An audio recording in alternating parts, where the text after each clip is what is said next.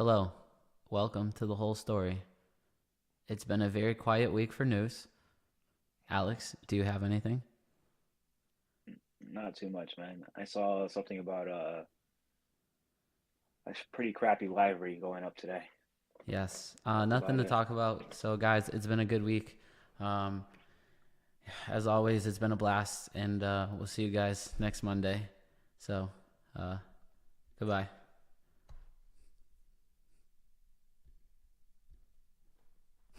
Yo, what's up, everybody?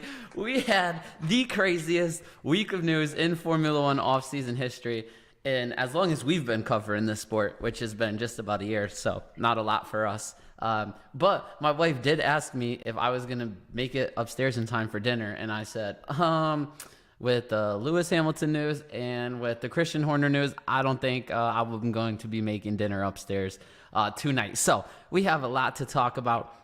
As I typed it up, this is our sixth off-season episode, which I am ecstatic about. That we are getting out some content to you. Alex, headphones came in this week, which means we are just 2 weeks away from our camera being purchased and then our big list being bought. So, man, it's just all exciting stuff around here, brother. How are you doing in general? I'm doing all right. I'm doing all right. How about yourself, Johnson? Oh, I'm doing good. I actually, man, I spent the weekend down in North Carolina visiting my brother-in-law. He lives kind of right outside Charlotte. So I saw the what's that, Bank of America Stadium. Yep. Drove Tempting past fate. it. It looked Was pretty there sad. riots going down? No, it looked pretty sad. Like there's not a lot of winning gets done there. I felt kind of bad. So drove past that. My brother-in-law, though, man, we had a great time down there. Oh, My in-laws watched Carter all weekend and took care of the animals, and my father-in-law helped do some work on what's going to be our studio room to get us ready. So, man, it was. Oh, and we went to watch Syracuse play Wake Forest, and Syracuse got blown the hell out. So that was great. that's important. Important. Yeah, but besides that, it was a really, really, really good weekend. My brother-in-law's already in the chat. We saw some buildings down there. Denny Hamlin had his new race car shop built right on the highway that I got to see, so that was pretty cool. Oh man, big news coming in Formula One just today. Obviously, there's some Lewis Hamilton news that we're going to discuss later on in the show because Alex and I agreed that there's just so many different things to talk about. What Lewis Hamilton did and the effect it has on all Formula One. So we're going to touch on that at the end. But the big news out of Formula One today is Christian Horner is being investigated for misconduct inside Red Bull. Man, let's just say that I got two text messages about it, and both of them said that Gunther should get in there and clean things up. That's all I'm saying. All I'm saying is the fans want Gunther back. That's it. I'm just gonna put it out there. Dude, Gunther replacing Horner at Red Bull would be comical. It'd be so funny. It would be like we would have to be living in some fake simulation. Like I don't even think they could be real. I can't Not at all. imagine what Gunther would do with like a driver like Max. I just like he's famous for just being a dickhead to his drivers in general. Yeah, you think you're gonna be a Um, dickhead to Max Verstappen? that's Like what you're I'm saying? saying. Like Not a chance. I would love to see that happen. But yeah, I saw two different stories break out with that. Two different iterations of what's being told for that story. Yeah, I've heard. Man, well, let's get rid of. Let's talk about what we've heard that's non-disputable. Horner has come out and denied these allegations. There is a outside party that is taking a look at the situation. So this Red Bull is not like doing their own private investigation. They hired an outside source to kind of go over or to try to find out what's going on inside the building with that situation. So that's undisputable. They say he's innocent until proven guilty, and no big changes have been made yet. What were the two different iterations of things that you heard happening? So I heard that one. So there's an investigation going on, but I had heard there was one where it was like almost a sexual harassment case that was Mm-hmm. happening. And I also heard it was more his management style, which I think that one's complete BS. They were saying it was he's too aggressive with his managing style. And again, this is a Red Bull Twitter, Reddit account kind of thing, fan posting this stuff. This is what they heard kind of thing. I just find that hard to believe because like no one's going to be upset when your managing style is that aggressive unless he's full out beating his employees when you're getting the results that Red Bull's been getting for the last X amount of years or whatever. Yeah, Um, and, I agree with you. I think you come on. If it was his management style, that would have went out when times were tough, not when they are the most dominant team in Formula One. yeah, exactly. So I'm more inclined to believe that there's a sexual harassment case going on, kind of thing, where they're saying he sent unsolicited pictures to a Red Bull employee, Mm. and there's an investigation going on about that, and he's denying it. And I know they did today. I had heard that they had told him to step down, and they want to do it amicably as the team principal. I don't know if he would give up the chief executive office position, but as team principal, I know they want him to step down. Yeah, I mean, I struggle to see anyone else leading that team as successfully as him. I just It's crazy to think about because especially not as like a Red Bull fan, I can see Horner and you would want a guy like Horner to be your team principal because absolutely. he defends his drivers through and through, even if it's absolutely insane for whatever reason he's doing it. He's the type of guy you want on your team. He's the type of guy you want leading your team and calling the shots. Yeah, 1,000%. He's actually and he's the longest active team principal in Formula One right now. When he took over Red Bull, so to see him not in his spot on that pit wall, I think it would be strange. Has he Um, you, has he yep. always been the team principal for Red Bull? Because I know Red hmm Bull's a newer team. They were Jaguar before. Yeah.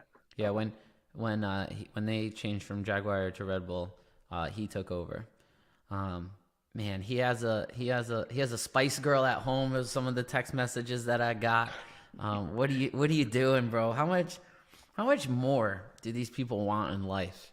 I It's just think so. I've crazy. had this. So I don't know if that. Let's just put this out there. We don't know if these allegations are Hmm. true. That being said, when you get to that level of fame and life, it gets like everything's being thrown at you. The way these guys are getting stuff thrown at them, like I think they just get so used to it that it just be like, okay, what's gonna get become that taboo thing that I can't do, and that's what they start to chase after. You always hear these weird stories about guys who are like super famous, like Drake and all these other guys, so on and so forth, who do just all these weird things, and I'm like, they're just bored. They don't. They that's really just it. They're just bored people. It's not that they want more. They just want what they can't have. It's like human Yeah. nature almost. Um. And I'm interested to know the shenanigans that probably go on in that paddock with them traveling. 24 races this year plus a preseason testing. That's 25 weekends out of a 52 weekend year that they are traveling. Um, not to mention probably when sometimes they travel in between races and they don't go back home. I bet you there's a lot of shenanigans that go on. Don't read that Yeah, I comment. mean, Don't like, read that comment um, from Ryan. it's like it's I agree with you. I mean, these guys are traveling all the time, and I know Horner's wife is pretty. I think she's around pretty often. She goes to She's a at a lot of like lot of the races. yeah, she's at a lot of the races and stuff. So, but yeah, these guys are on the road 24/7. They don't have any time. Their sleeping schedules are absolutely absurd. I can't imagine trying to manage that schedule in general because these Yep. guys switch time zones like it's nothing. And it's not like in the U.S. where like we're traveling for what's the furthest time zone? Three 3. hours, 4 hours, three. Yeah, he's gonna travel all over the world with a different time zone. Could be like 12 hours Yeah. away. I just But I yeah, just I just respect Horner so much as a team principal. I don't want this to be true. As much as I'd love to see Red Bull not be Red Bull, I don't want it to happen like this at all. no, no. When I think a lot of people when they saw that Red Bull had asked him to step down as team principal, kind of almost feel like that's them claiming guilt. Like, Yeah. okay, this did happen. I don't think that's the case entirely. I think again they're doing the investigation. He's denied all accounts so far. I think it's more or less okay. Do we want this type of drama lingering in the locker room right now? This is a big season. It's going to be a long season. You don't want this lingering. Um, and we gotta put a nail in the coffin. We gotta figure out what to do immediately because we got a long season ahead of us. I didn't actually see anything that they asked him to step down. I think that's a little I feel like that's a little premature if they haven't even finished their investigations. If the news just broke today, I unless have this has been going on behind the scenes. Yeah, I had heard it's been going on behind the scenes for a little bit now. I don't know how long, but just some time. Hmm. Oh, well, things are hot at Red Bull. Alex and I both don't want this anything bad to come from this for Horner like this. I want to see them get beaten on the track with their best pieces, not with their team principal getting caught from some shenanigans. This feels like a Brett Favre when he went to the Jets. uh I was gonna compare it to the Celtics move, with Okay. Yeah. but I mean even that was two grown adults, wasn't it? Like, Yeah, it was. Though that man was dumb. yeah, Amy Doak was a moron for that one. yeah, and we don't know if this is that type of situation, if this is unsolicited, unwanted attention. But no, I want to see Christian Horner back on the pit wall, so long as no sketchy stuff was done. These cases just like they overall just suck in general because it's always going to come down. I guess in this case there's going to be hard evidence if this is true, but it's always a Yep. he said she said situation kind of thing. Like how we determine that she didn't want these pictures or whatever the case is. Yeah. I mean, like you said though, like their proof, if this is a text message saying, if text messages come out, then I guess we have some sort of proof. Yeah. But I'm sure someone's checking everyone's traveling schedules, and I bet you this third party has a lot of information to dig through. I bet you Yeah. it's not an easy. I bet you it's not an easy case at all. All right, but getting away from the TMZ stuff, we are 16 days away from preseason testing, and we are 26 days until our first race. I think me and Alex mentioned this last week that when we came on this show this week, we would be within that month, a month away from our first race, and here we are, Alex. Dude, 16 days. If you do math, that's 2 weeks and 2 days off the dome right there. But that's not a long time, dude. That's No, that's not crazy. at all. We'll be more math here. We'll be in single digits on our show next Monday. That is true. We will be 9 days away from preseason testing and finding out whose car is really all about it. I'm excited for that. Hope so. Yeah, I am too. Other nonsense news I have here. I got some stuff in my feed that F1 and MotoGP wanted to have a crossover weekend, which I would think would be absolutely fantastic if they were both at the racetrack at the same weekend. This is one where I guess both sides want it to happen. They think about it a lot. They talk about it a lot. But something that I didn't really, this is like the business end, like when everyone jumps on something and is like, why can't they just make it happen? Like, you got to think like when a Formula One shows up to an event, there's sponsors all over. Every single inch of that track is covered by sponsors. Well, you got MotoGP, they got their sponsors. So like, how do you determine who gets what and who gets shafted? And business things like that behind the scenes, I don't really think about them at first until I read an article and I'm like, yeah, that makes a little sense. Where would this be? So only 4 places that they both race at the same time. No street tracks because it's not safe enough for the bikes. So it'd be Coda, Silverstone, Barcelona, or the Red Bull Ring in Austria. So I can't imagine like F1 not taking over. I think MotoGP would be shafted by this. I think it would help them just because like F1 has such a large following, so they might yep, be able to get some more sponsors, some more eyes on the sport. But I just think F1's so big that they're gonna want more of their ads out than yeah, no, sponsors and their ads out than MotoGP. absolutely. It would have to be give and take from some side, and I feel like it would be MotoGP having to give up a lot to be in the same weekend at a racetrack with Formula One. But it'd be cool because I'm gonna be honest with you. Sometimes someone will support series races. I don't think a lot of people watch, but like MotoGP has its own following, and if you combine the fans, I'm sure it would be like. I'm sure there's not a lot of fans there for like the F2 race, but if you had the MotoGP race and then the Formula One race, I'm sure it would be packed out like the whole entire time. I think it's up to like MotoGP really if they really want to get this done. Because I honestly, like I said, I think F1's going to take over the sponsors and all that stuff. But if to get new eyes on the sport, it's taking a risk for sure. Like you don't know if it's going to be successful or not. You might get some new viewers and you might not. But Yeah. I think it'd be a cool thing. Yeah, and I think Texas is like a place that's like really been talked. I think like the Texas people have like tried to throw it out there. And listen, me and Alex and I are fans of Coda for sure. So, I think we would like to see that. Also, we had some little bit of drama this week that a little bit of research that I did really kind of put some stuff into perspective. But did you see, Alex, that Andretti has been rejected officially on their application? Man, thoughts on that?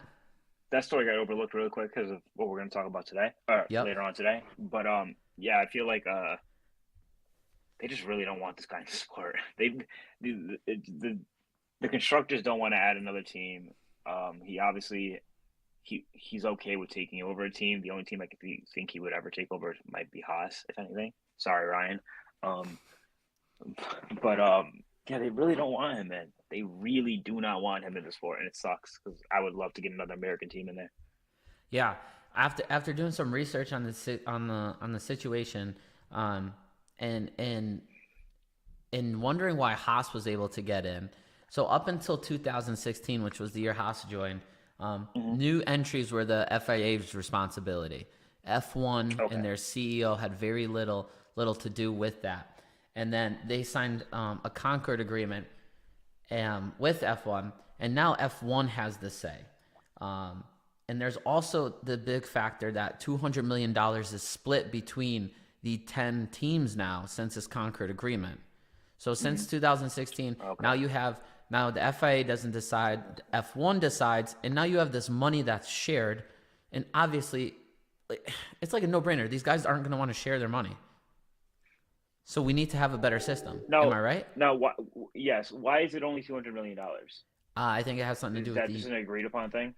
Television. It probably has to do something with like TV rights. And yes, that is the agreed amount. And this contract was signed in 2016. I don't know when. I believe the Concord agreement was around that time. Okay. So let's just say roughly, at least at the very right off the rip, F1 started to blow up in America in what, 2020, 2021 maybe? Yeah, Drive to Survive. Or 2019 maybe. All right. So like regardless, this deal was signed before Americans came into the sport and started to follow it as closely as we do now. I think they can up that number is what I'm trying to get at. Yeah. And then give Andretti, make it 250 or something, divide it between all teams evenly. And then you could make Andretti easily join. If that's the only thing that's holding him back, I think it's absolutely ridiculous. Yeah. I had seen that one of the things was like he was designing his 2025 car or something like that, and he was saying that's not the case. We're designing it for 2026. He was trying to push to get into for 2025. I forgot what the whole thing was. Yeah, no. You're on the right track. He was trying to push to get into 2025, but one, they kept delaying his application, so they kept pushing that back. And they also felt like if he came in at 2025, the last year of the new regulations, that he would be far behind. Okay. And so I think they knew it was a tall task. I think they were willing to take it on. Andretti also has brought in engineers and people from the sport. So it's not like he's brought guys in that have never done this. He has guys with F1 paddock experience and F1 team experience on the team. So they know it was going to be a tall order. But it was kind of like, I would love to get in for 2025. They kept pushing him back. And then I think it was like, all right, well, you're killing us here. We might as well just join for 2026. No, is he denied for only 2025, or is he denied entirely? I think so. There was an email that went out that asked for a face-to-face, and Andretti never got it because it went to their spam folder. This is a real thing. So F1 was like, we invited them to meet face-to-face. Andretti was like, we never got anything. And then because it didn't come from the F1 CEO, Stefano Domenicali, I think is how you say his last name. It came from like one of his guys. It went to their spam folder. So I don't think they got in the face-to-face and the clarification that they've probably deserved and have been looking for. But I'm with you. $200 million split between 10 teams is $20 million a team, right? Quick math. Boom, boom. So and I know $20 million is a lot of money, but when we're talking $200 million to find another 20 mil to still split 20 million between 11 teams evenly, like you said, I don't think is that hard. I think you could find the money.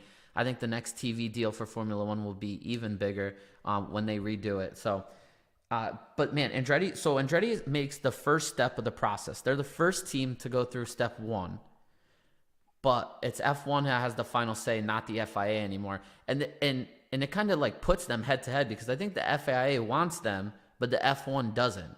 So it kind of puts like, I think people think FIA and F1 live in harmony behind the scenes, and they really don't. There's tension there. Yeah.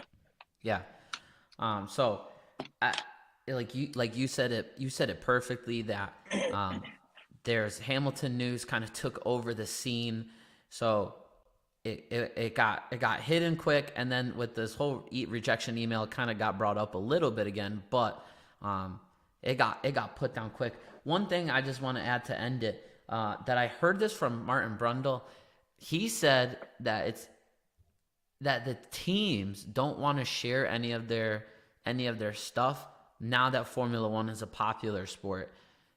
He was kind of taken on the side that, like, where were you guys when the sport wasn't so popular and we were holding it down? Now the sport is popular. We don't want to share a spotlight. We don't want to share sponsors.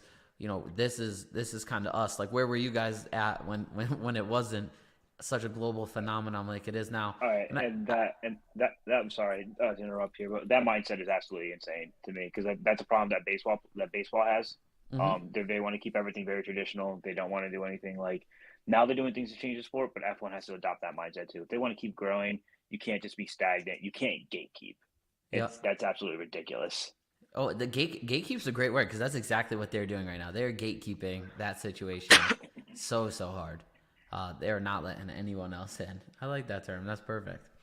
All right, to keep it moving today, some track news. Malaysia GP was rumored to be coming back. They are not coming back. Petronas bought the naming rights to that track, so it was kind of rumored like, oh, maybe Petronas was going to try to bring back F1. I guess they might have had a town hall meeting, but Petronas came out and said, no, they're not coming back. This will make Alex happy. Chicago Grand Prix, most likely not happening. Sweet. Their city council guy has already had talks with F1. He said a few problems.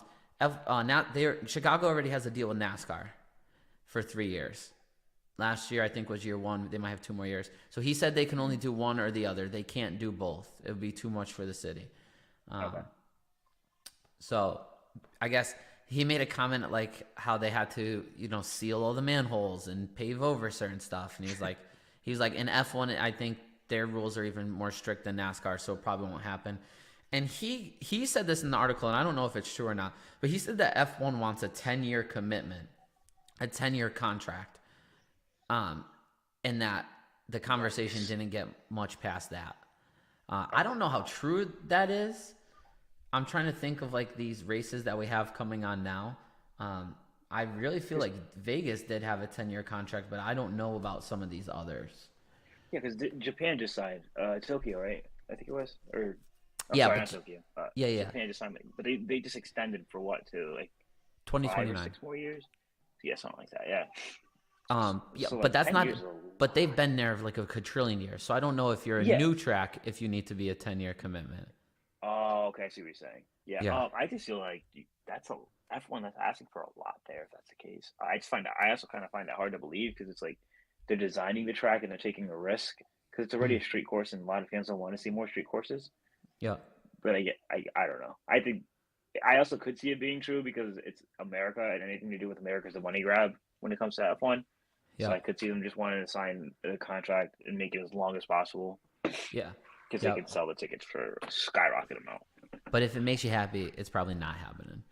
That's good. Ryan got so excited in the chat that you mentioned like baseball and that he could throw out the Yankees.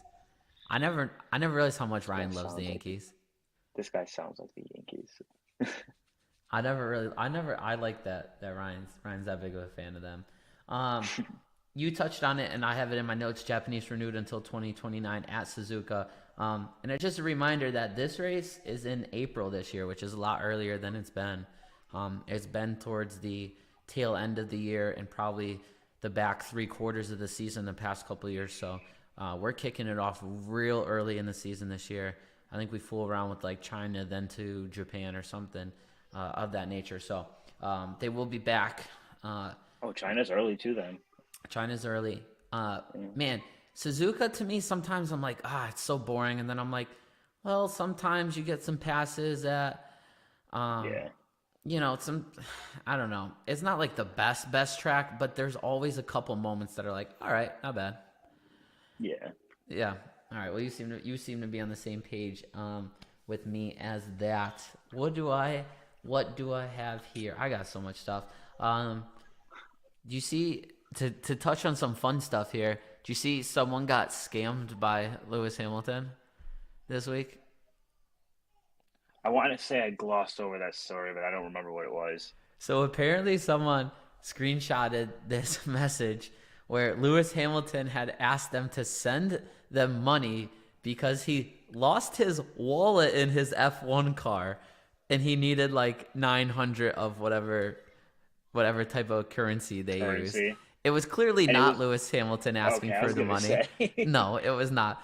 But this fan sent this scammer the money and then was like, where's a photo of you? I want to meet you. I love you. Yeah. So he got full on scammed by this guy. But the scam. Like, do you know what country it took place in? I don't. But the scammer saying I lost my wallet in my F1 car. I'm dying. I was in tears. That is horrible, man. Oh my God. It sucks that he fell for that because it's so obvious. And like on top of all that, if you really put two and two together, Lewis is too famous to be walking around without 70 other people with him to just guard him. And like if he loses his wallet, there's gonna be 20 other people who are gonna open their wallets for him. Dude, this is why there's old people who get scammed. This is why there's regular people. Anyone could get scammed, I guess, if the person is famous enough and someone is desperate enough. But the old lost the wallet in the F1 car trick, oh man, I got a good chuckle out of that, and I also felt bad. That's horrible. That's horrible. All right, what do I got next here? So much to talk about. Oh man. All right. Let's go over some. You want to look at some cars real quick? Yeah, let's get this over with. What do you mean? Let's get this over with. Why are you gonna be like that? Jeez, I hated the live read that dropped today. Okay. So I'm throwing on the first live read we're gonna look at. This is shouts out to Ryan McComb and his Haas team. Their livery came out last week. I feel like it came out before the big drama, right? Like it kind of got some of its own attention. Am I wrong? Yeah, it definitely did. Was it right after? I don't know. I think you're right though. I think you're right, and it came out before. So, I got 2 pictures. One is the first one of the car this year. The Haas is a little bigger on the side, which, they're not really. That's a good spot for like your main sponsor to be, and not your team name as much, but I'll take it. Yeah. More black added to the car this year. What are your thoughts? What are your thoughts on the Haas car? I like it. It's not crazy over the top. It's just simple. My biggest complaint is it's gonna be slow. Yes. But the problem with this car is Komatsu, their engineer, has already came out and said that this car is going to be towards the back of the grid already, which you're rejecting Andretti. You're rejecting Andretti. One, you're saying that Andretti isn't going to bring popularity to F1 as much as F1 is going to bring popularity to the Andretti name, which is kind of crazy.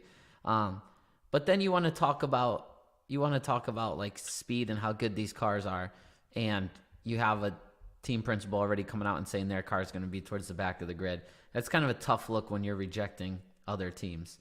Ryan said, "Look at that retractable wing." Oh boy. I love this kid. I love him so much.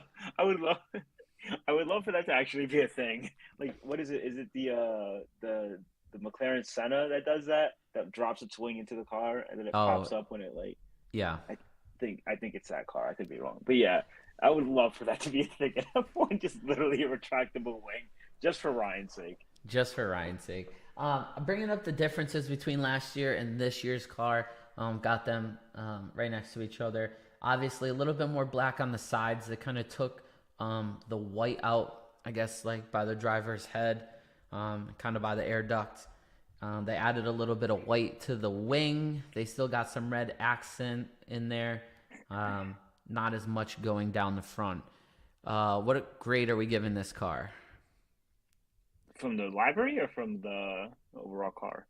Oh, the livery. That's all we're judging. We don't know This how library, fast it is. I'd give it like a 7. Okay. It just Haas's library colors are pretty. They're black and white, and a little bit of red in there. It's just pretty simple. And this year or last year better, if you had to pick. This year. This year. If we were at the Yeah. eye doctors, would you say better, worse, or the same? Well, for me, it'd probably be neither. Right, but if like a normal person was at the eye doctor. Better. It'd be Better. better. It'd be better. Okay. Bottom is better. Yeah. All right. Okay, so that is one car.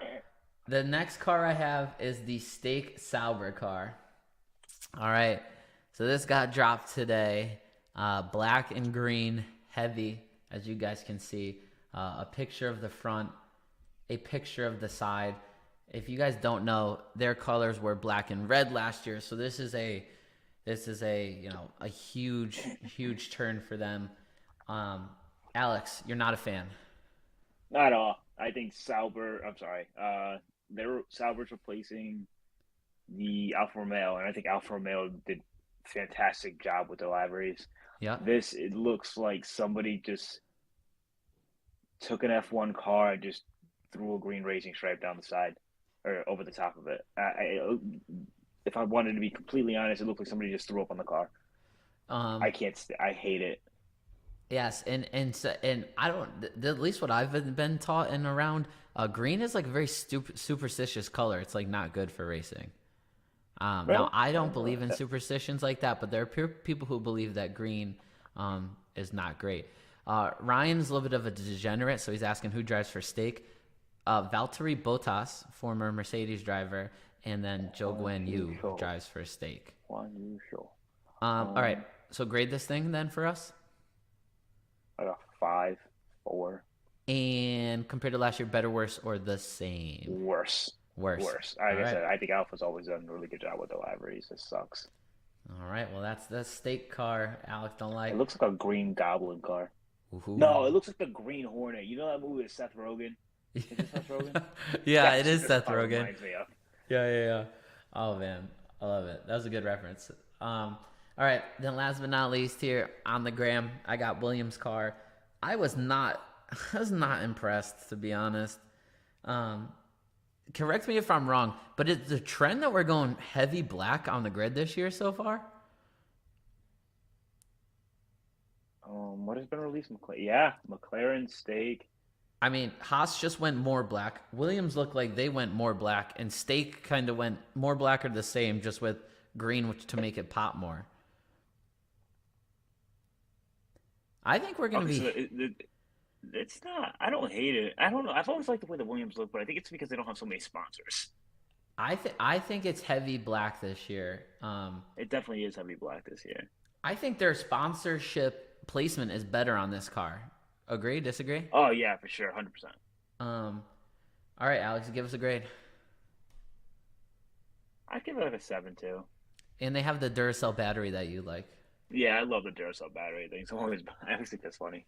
I Hit think me that's the with... most genius sponsor position ever. Well, hold up. I just want to also throw this out here real quick. I'm just noticing this now. I think what compound tire you put on the car matters as well. Like, look at your car has some white accents, so you throw the hards on. Like last year, your car has no yellow, and then you throw the mediums on. I think that matters for the car reveal. I'm just gonna throw it out there. That's fair. Yeah, I'm kind of. I never paid attention to that, but yeah. Are they always hards? I see Steaks. Steaks is hard. You going better, worse, or the same? The same. Ooh. No, come on. You want to elaborate more. Go ahead. It's the same. I think it's the same. I just this F1. I think this Williams overall. I think it looks better. It looks like it's going to be a little bit faster this year. Yep. I have a lot of I have a lot of faith in James Vowles.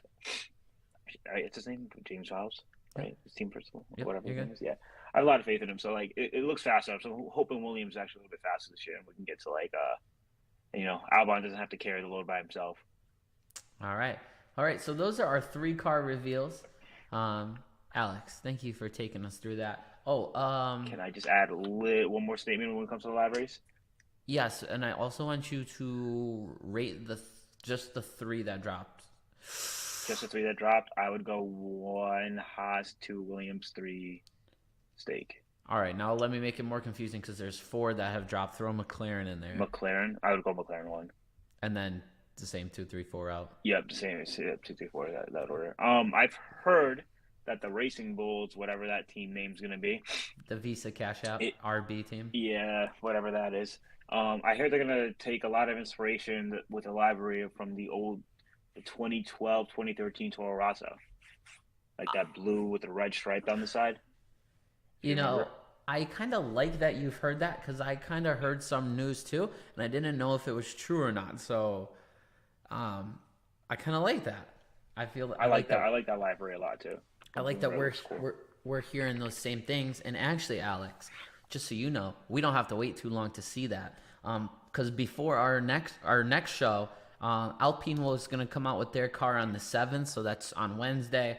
On Thursday, the Visa Cash App RB team is on the 8th, and then Aston Martin on the 12th. So we'll have three more, Alex. And what's that put us at? That puts us at, is that seven? 7. And then that leaves the I big feel like three we're at the forgetting end? one. I feel like we're forgetting one, but yeah, that does leave the big three at the end. Yeah, that'll put. I saw. Oh, I think I screenshot it if I can find it. I gotta remember to send it to you. I saw like there was a. I think it was obviously fan drawn Ferrari library that looked sick, Yeah, and it had red and it white. was on it was on Formula Jokes. I got that in my notes too. I know Yeah, exactly what you're talking about. It looked insanely good. We're gonna yeah. With, I'll pull it up later when we get there. Um, okay. I love that we are on the same page about that. Okay, that's it for our nonsense news.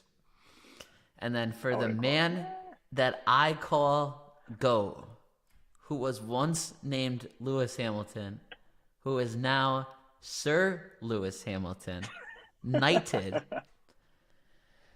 Man, he took the world by storm this week and changed teams in 2025 from Mercedes to Ferrari. And before we jump in, Alex and I had multiple discussions. Oh, Mercedes locked into 2026. We're good, yada, yada. Come to find out that Mercedes contract was 1 year, with the second year being an option. So 2024, his year, he's driving this year, with the 2025 being an option season. He activated that option to get the heck out of there. Man, so many speculations. Maybe he saw the W15, didn't like it. I've heard some other stuff. But man, let me tell you how it started. I got a text message that said, from my boy Mac, that said, "Is it true? Question mark, question mark." That's it. I had no idea what he was talking about. No link, no nothing. I was like, I haven't heard from Mac in days. Why is he texting me? I open up Facebook and I see a thing that said Lewis Hamilton to Ferrari. So now I'm like, Mac's a Ferrari fan and a Formula One fan. Now that's two people right away. I pull up Google. I see all the stories on Google. I call Alex to let him know. Alex Oh my answers the phone god. and says, "What's wrong? Is everything okay?" Because I never call Alex, right? But that's how serious this was. Alex literally said, "Is everything okay?" I go, "Bro, Lewis Hamilton to Ferrari," and we started just checking and geeking. And I was getting text messages. I was sending text messages that day. Mind blown, Alex. What did you think on that So, day? so I just want to let you guys know I did a dry January. I broke it at the end of the month, and I was hungover as heck when John called me. My head was pounding. It was screaming. I saw the name pull up on my phone, John Hall, and I was like, "What the heck is going on that he's calling me at this hour?" It was 8:30 in the morning. I just wanted to hang up. I'm like, it could be an emergency. So that's why I answered like that. No, it's And then fair. he It's tells me, fair. yeah. And then he tells me, and he's like, dude, did you see the little? I'm like, what are you talking about? And he goes, Lewis Hamilton to Ferrari. I'm like, no, you're lying. I go on, the first thing I checked was Instagram. If I went to Instagram, I didn't see anything. And I'm like, what the heck? And then I go to Twitter, I just saw my Twitter feed, all of it was Ferrari and F1 and this transfer. And it's insane. And I mentioned this to John pretty early on today because at that point I got up and I just decided to try to power through the hangover. I didn't do too well, but because John wanted to do an emergency show that night at 9:30. He wanted to do like a late 9 o'clock surprise show, and I was Yeah. all about it. My head was screaming at me to say, "Stay down, just stay down." So I'm checking Twitter. I'm seeing all this stuff, and I've said to John, "You know what the craziest thing about all this is?" And I still stand by that. The F1 world still runs through Lewis. Absolutely. He The has he he hasn't won the last two championships. He got robbed of the one in 2021, and the Ferrari stock went up. I'm seeing 8%. I saw rumors that it was up 14. But I know for sure it was confirmed 8 at least, and that is insane. It was confirmed 8% before the news was even confirmed. It was only rumored pre-market when the stock started going up. So it hadn't even been confirmed until later Thursday night that he was joining. So that was absolutely insane. Me and Alex, when Alex was on Twitter, we were man, I was scrolling through memes, sending 4 to Alex. He's sending 3 to 4 back. You guys on the internet are hilarious. Bunch back. I'm not a funny dude. I'm just not. I'm gonna be honest with you. I'm not creative like that. These memes and tweets that you guys were putting out, they made my whole entire Thursday. It was amazing to watch. It was amazing to watch, and then on top of all that, it was like the memes that were coming out were awesome, and then like all the stories and the speculations. Like I sent you that interview that they had with last year. It was Lewis, Charles, and I think Max was in the middle of them sitting Yep. down. And they were asking them all questions and stuff, and he was like, "Oh, we're hearing rumors of speculations of your new teammate," and Charles just does little, his charming boyish smile, does a little slight giggle, and he's like, "Hello, Lewis." Yep. And Lewis was taking awkward pictures of Charles last year too. It's all starting to make sense. Dude, they knew. But And wait, just to real get this out, quick, this chat's going crazy saying Ryan said I already been up and cooked breakfast. Tyler said I don't cook breakfast. I for sure didn't cook breakfast. I actually do make my own breakfast. I have a bagel, a yogurt, and a protein shake. So there's not much to cook there, but I do make it. Does that count if I did do you it? make your son breakfast? No, I don't make Carter breakfast. Are you kidding me? I do that. Brooke does that. That's why Brooke's the best. I want this kid No, fed that healthy doesn't and count. You good. said, wait, what was it again? It was oatmeal. It was It was I'm sorry, yogurt, yogurt. a bagel, Uh-huh. and a protein Uh-huh. shake. So there's no No, real that doesn't count, cooking, John. No, but I that made doesn't it. count. That doesn't count at all. Yeah, you made it. Yeah. So I would agree with Tyler here. He for sure doesn't cook breakfast. Oh my gosh, chat's ganging up on me. Anyways, man. So, but the Thursday rumors started flying. We're gonna discuss all of them, and this thing spreads out so many different ways. I have so much in my notes here. Okay. Go All ahead. right. Yeah, I have a lot too. I just want to get this contract the dispute right out of the gate. I want to put it like that out of the Hit way it. as soon as possible, so we can discuss the whole trickle down effect of all this move. So rumor was that Lewis wanted a deal with Mercedes to be the ambassador, Mm-hmm. going into 2026, maybe I forget what year it was, but he wanted that. He also wanted a longer deal. Mercedes didn't want to give him ambassador until 10 years later, right, or something like that. Mm-hmm. They turned down his. They And said no to an ambassador role, essentially. yes, and they also their defense against all that was we were worried about Lewis just doing a surprise retirement the way Nico Rosberg did, which Yeah. I think is absolutely insane to just go and throw that out there. I'm not going to lie to you. That I didn't. I was like, if Lewis is going to retire, he's going to be honest about it. Like he's got nothing to gain from keep on staying in the sport. But he's not going to screw over your team either. And he gave your team So 6 championships. 6, yeah. 7, if you know. Anyways, keep going. Anyways, yeah. So we go down the list, and then he talks to Ferrari. Frank Valls, right? Is his name something? Fred. I forget his name. Yeah, Fred Van Sewer, whatever his name is. Um, he goes, I don't know, dude. I think I speak for at least for myself. When I heard that Ferrari was just gonna move this guy up from Alpha, I was like, this guy has no idea what he's doing. Like he's on a team that doesn't win. This is just like, what is it called? It's a hire just because it's like he's there. He's gonna be their yes man. This guy has been making moves. Yep. He offered Lewis a bag and a half, which Mm-hmm. Ferrari's not. They don't care about the money, but the rumors contract is like $100 million a year, something crazy like that. He's going to be a Ferrari ambassador, which is insane. And he signed a long. He signed. Is it 2 or 3 year deal with them? I think it's at least two. Okay, so yeah, there's that contract talk out of the way, at least for Mercedes and Well, Ferrari. so So yeah, so real quick, Lewis made some moves, man. he's not making 100 mil a year. He's making 100 mil over both years. Okay. So what's actually crazy is that the contract he might be taking a little bit of a pay cut, a smidge, over Mercedes. He wanted salary. Ferrari, I think he has a lot of bonuses tied up in Mm-hmm. this. So I think he's still going to make around 50, but the bonuses might escalate this thing crazy. And I think Alex hit the nail perfect on the head. Was that Ferrari just wanted him more? They said, take whatever you want. You want ambassador role? Have it. You want the same amount of money, if not a little bit more in bonuses? Take it. And we can't forget that, as Alex said, this guy in Alfa Romeo who they promoted to the head team of Ferrari, who I'm with Alex, was like, that's who you're going with. This man has connections to Lewis Hamilton in the past, back in McLaren days. All right? Mm-hmm. This man has not fumbled so far. The Ferrari got better. They looked sharper this year. Alex and I think we didn't have a disagreement. I just said their pit stops looked little bit better, and you brought up a few that were still bad. But overall, they were better this year. Mm-hmm. Ferrari.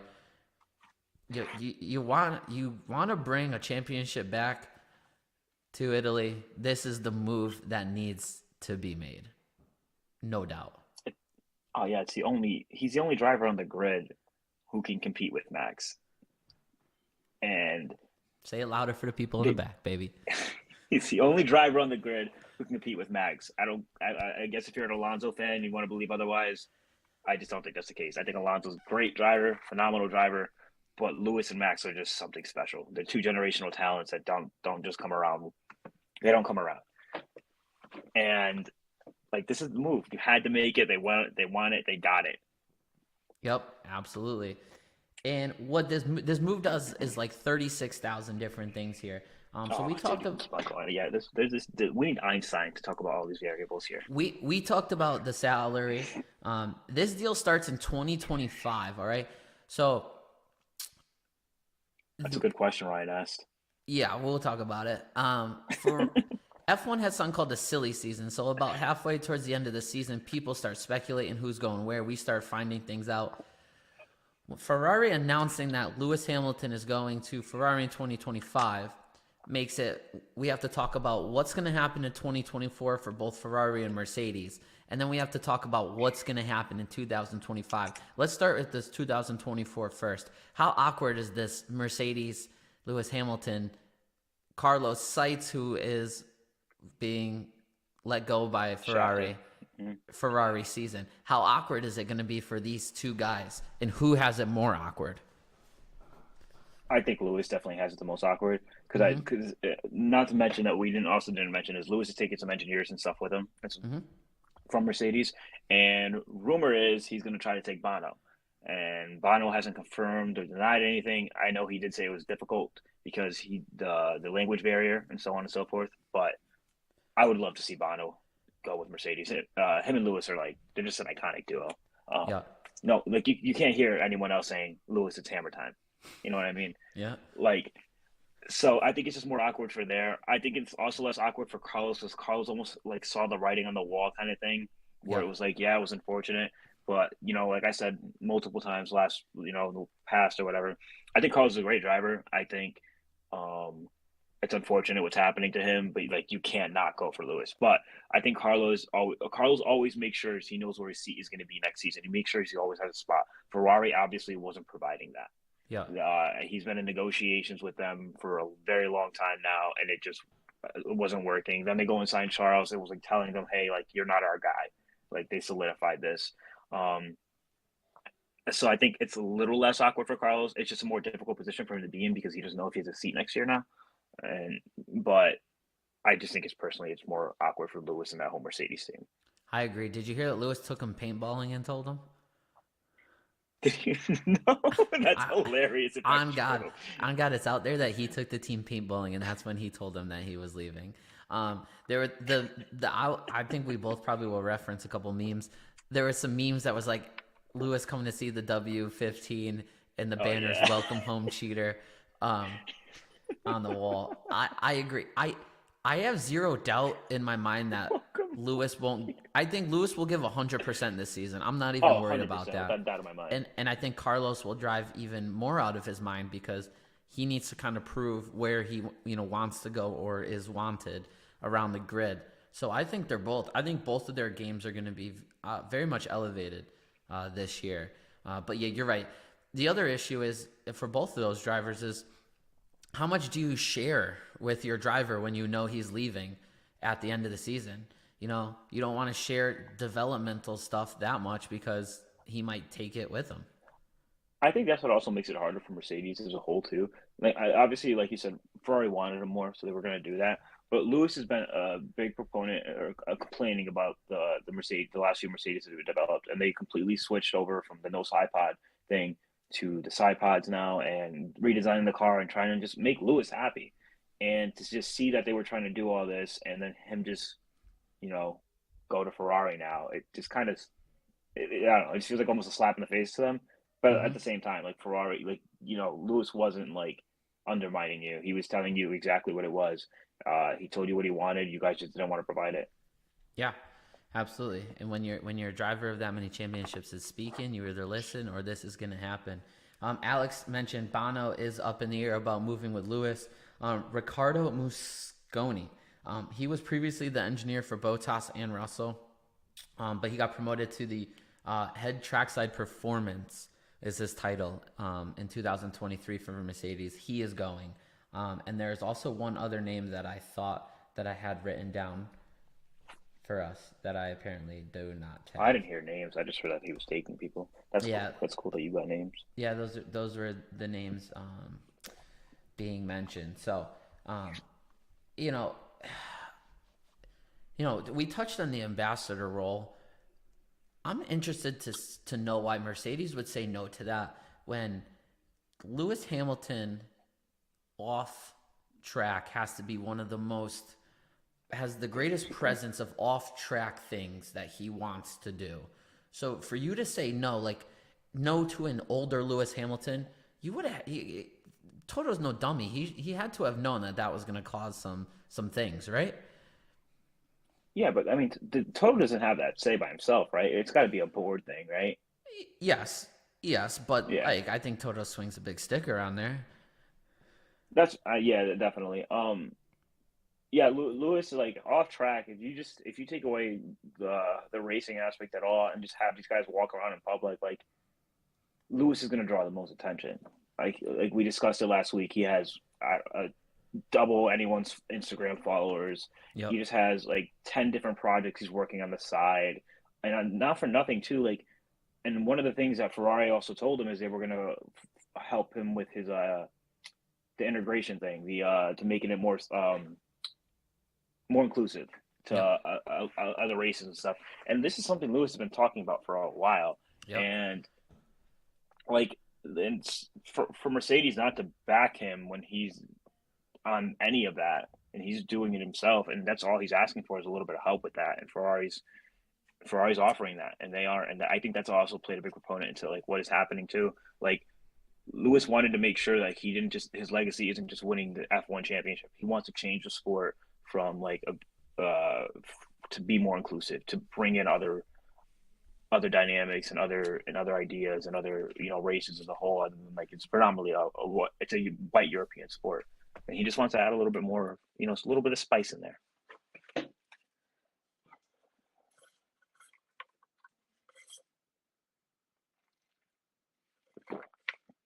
You there, John? Yeah, sorry, I was searching something. I think Okay. the off track stuff has played a big role into Hamilton, who probably has enough money. I don't think money is a motivator probably as much for Lewis anymore. Mm-hmm. I'm gonna steal something from my favorite sports guy here, Pat McAfee. Something that he said about Tom Brady and Bill Belichick and what they do for a building, and how Pat always says that you get someone good in a building and it makes everyone better. It makes your equipment guys better. It makes your lunch people better. It makes the facilities people better.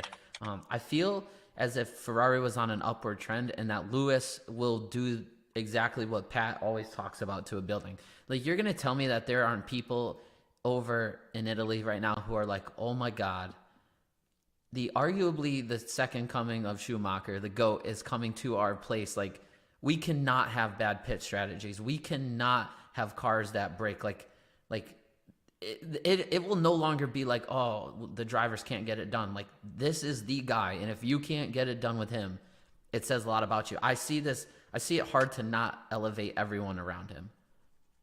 Oh yeah, I mean, like everyone's gonna be starstruck at first. I wouldn't be surprised if like their testing or practices are a little rocky at first, just because like Lewis is on the team now, and like you want to be perfect for him. Yep. But it's gonna draw the best out of everybody. The competition is gonna be at top of the level.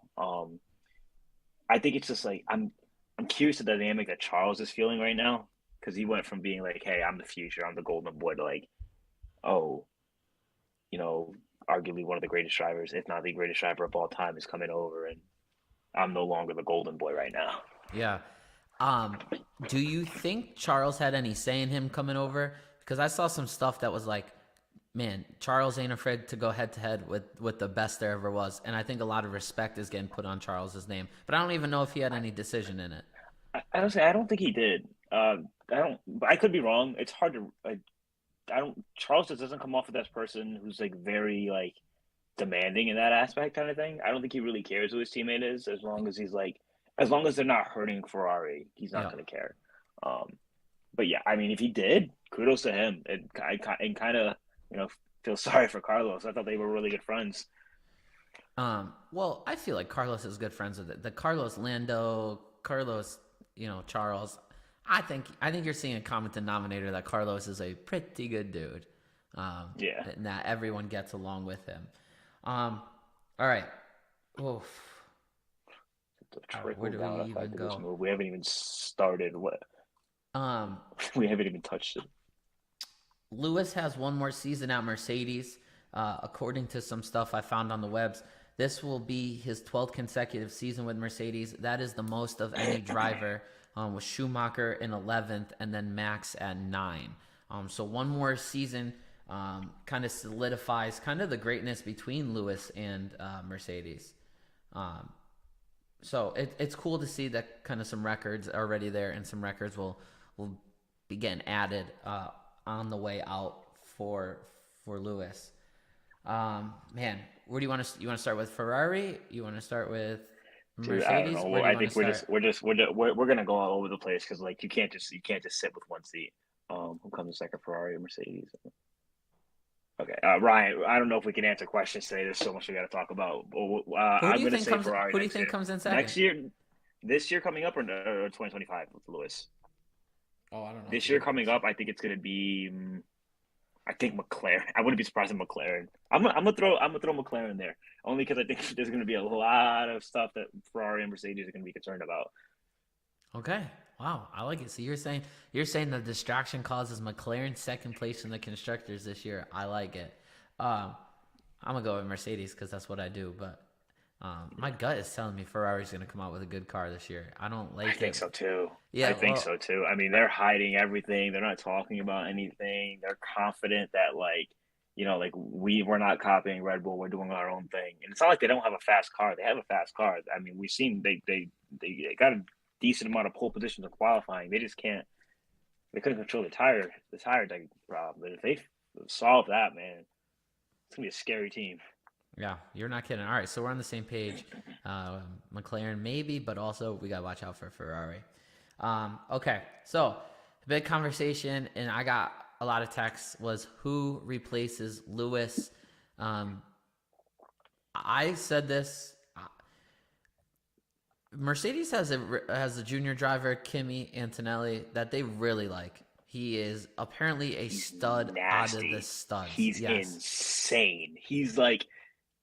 He's putting up max numbers. He He's disgusting. So you said his He name. He is putting up Max Verstappen numbers, and I don't know how anyone wouldn't want the next Max Verstappen. Max Verstappen was he great from the beginning. Um, so can I just let me just talk real quick.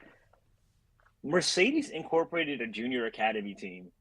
They had one before, but they weren't really focused on it because they lost out on Max. yeah, So they incorporated the junior academy team, and they got this guy, Kimi Anatelli. I don't know how to pronounce the last name. I think that's what it is. He just did like I don't know if it was an F2 or an F3 like practice thing F. or whatever. It was He F3 cars, F3. but he's racing He's F2. okay. He's gapping everybody by 2 seconds. Yeah, I saw And the that's same not thing. like this Seconds. isn't like that's the thing too. These cars are like they're spec the same.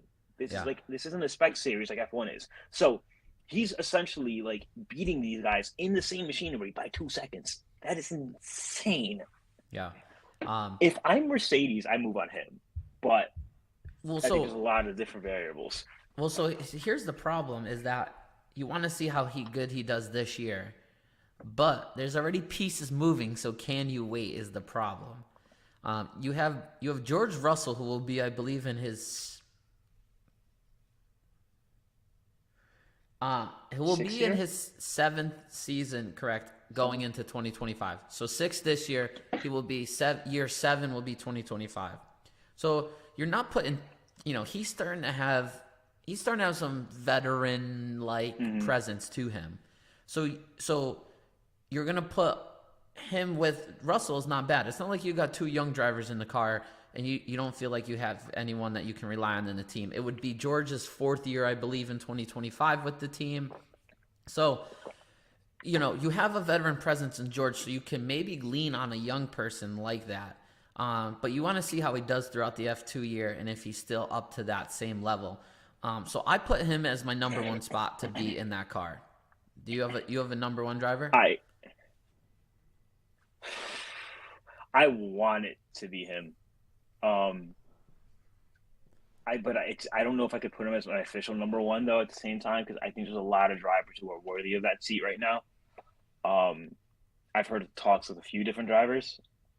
Uh, but I think if I'm Mercedes, I don't want to miss out on what is potentially Max Verstappen 2.0, maybe even better. So I think, yeah, I think he's got to be the guy for the job. All right, so that is Alex's and I's one and slash dream. Real quick before we talk about maybe our second and thirds, quick rumors came out that maybe Sebastian Vettel might be coming back. Total Wolf came out and shot those rumors down. Said that part of the problem was that Helmut Marko came out last year and said that I don't think that Sebastian Vettel is fully retired.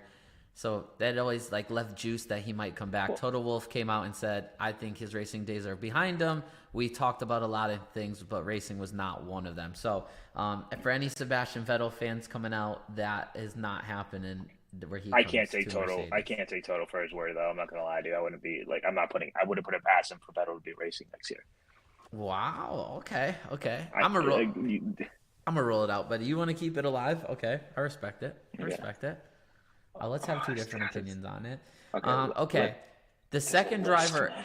I would like to see in there is Alex Albon, which we would Okay, have a we're on the little same bit. page. Yeah, we have a little bit more to discuss about him later. But we think he's studly is the word that I will use. He is Williams, which has always had a pretty good relationship with Mercedes. I think they've been known as a feeder, but I think they're trying to establish their own thing, Williams. But as of right now, they've kind of been a feeder for Mercedes. So that's kind of who. And again, Alex Albon will have another year under his belt. Him and George, so far they're friends. We'll see how it is if they were ever become teammates. But that's kind of who I'm. And he's on the younger side. So that's who I have as number two. And Alex, go ahead. Yeah, I have him as my number two too. I think Albon's a stud. But it's also up to Albon. Where it's Williams is coming up, man, and if they can get their stuff together and stuff does Albon really want to give up that he's the guy at Williams. He's their leader. He's who they want to run with. Do you want to give that up and be a number two because George is obviously going to be the number one guy with Albon coming in, and I don't know if Albon really wants to do that again. But again, just stuff we can talk about with him, unless you want to throw it out there. But yeah, I think Albon deserves a better seat, a team that can compete. I'd love to see him like sneak in there and be competing for a World Driver Championship. Yeah, I couldn't agree more. So Alex and I both have Alex Albon as our second guess. So guess number 3 comes in. I'm just gonna say 2 names: Seitz and Alonso. Okay. Seitz obviously We have the same line of thinking right now. Yeah, Seitz will obviously be a free agent in this deal. I think there's been some rumors of him kind of going to Audi, which would be Sauber in 2026. So he'd have a year in 2025, I don't know, of just absolute pain.